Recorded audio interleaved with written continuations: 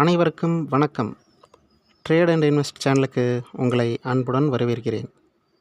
நமக்கு உடல்நிலை சரியில்லைன்னா டாக்டர்கிட்ட போகிறோம். டாக்டரு ஒரு மருந்தை எழுதி கொடுக்குறாரு. அதை நம்ம மெடிக்கலில் போய் வாங்குகிறோம். இதுக்கு பின்னாடி எத்தனை துறைகள் இருக்குதுன்னு தெரியுமா உங்களுக்கு? எத்தனை பிரிவுகள் இருக்குதுன்னு தெரியுமா? மருத்துவமனைகள், பரிசோதனை மையங்கள், மருத்துவ உபகரணங்கள், தயாரிக்கும் நிறுவனங்கள், சுகாதார காப்பீடு, அதாவது ஹெல்த் இன்சூரன்ஸு, இதெல்லாம் சேர்ந்தது தான் சுகாதாரத்துறை.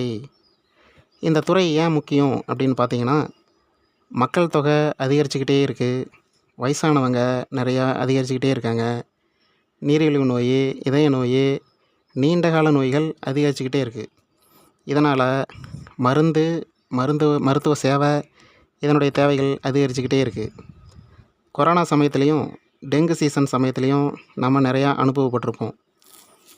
மருத்துவ தேவை அந்த சமயத்தில் நிறையா தேவைப்பட்டுச்சு. அது எல்லாத்துக்குமே தெரியும்.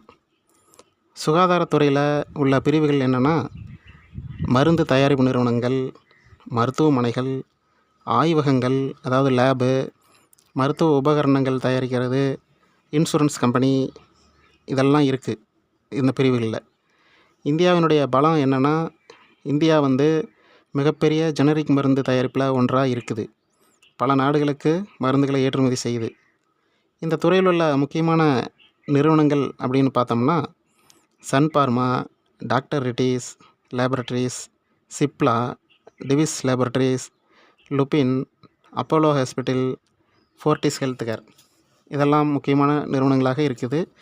இது நான் சொன்னது ஒரு சாம்பிள். இன்னும் நிறையா கம்பெனிகள், ஏகப்பட்ட கம்பெனிகள் இருக்குது. முதலீட்டாளர்கள் கவனிக்க வேண்டியது என்னென்னா, ஒரு மருந்து நிறுவனத்தில் முதலீடு செய்கிறதுக்கு முன்னாடி அந்த நிறுவனத்தினுடைய வருவாய் தொடர்ந்து வளர்கிறதா, லாபம் அதிகரிக்கிறதா, கடன் அளவு குறைவாக உள்ளதா, புதிய மருந்துகளுக்கான ஆராய்ச்சியில் அந்த நிறுவனங்கள் ஈடுபட்டிருக்கா, அதுக்கு முதலீடு செஞ்சுருக்கா, வெளிநாட்டு ஏற்றுமதி வலுவாக உள்ளதா, இதையெல்லாம் பார்த்து முதலீடு செய்கிறதுக்கு முன்னாடி கவனிக்கணும். இந்த துறையினுடைய சவால்கள் என்னென்னு பார்த்தோம்னா, அரசினுடைய மருந்து விலை கட்டுப்பாடுகள்.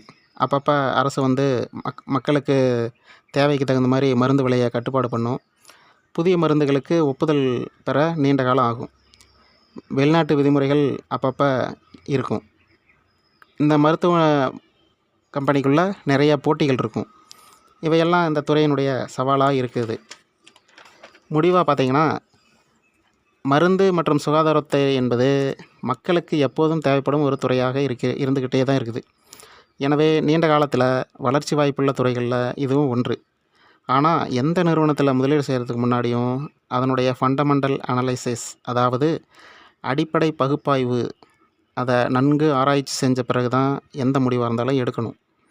இந்த தகவல் பிடிச்சிருந்தா லைக் பண்ணுங்கள், ஷேர் பண்ணுங்கள், சப்ஸ்கிரைப் பண்ணுங்கள். Thank you friends.